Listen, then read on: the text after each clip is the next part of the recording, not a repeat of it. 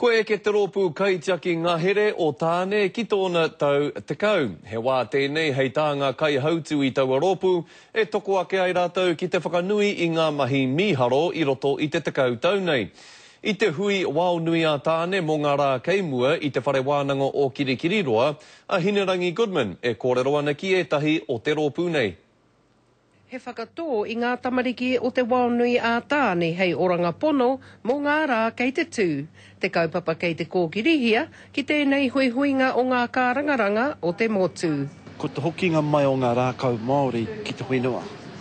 No te mea ka haere tātou ki te whenua, titoro ki ngā ngāhere, te mea nui, he paina, he purukamu, ngā rākau hau kia mātou tāne Street Trust, ko te kaupapa, ka hoki mai ngā rākau rangatira, ngā tōtara, ngā ringu, ngā kauri, me ngā rākau rongoa ki te whenua nei. We are not really very interested in the big old trees. We've tried to manage those in the past and it hasn't worked very well. We're more interested in starting new forests or in taking the regenerating forests and managing them.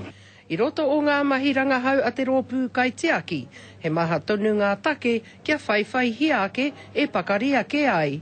I'm really keen to see that science and research, genetics, nursery production, driving the cost down of seedlings. I raro i ngā whenua rāhui, kei ngā mano heke te ake te rahi o ngā whenua ngahere kua kawena tahia. There's 200,000 hectares of mostly forest under kawenata, but a lot of them need planting. Ka he ngā moni.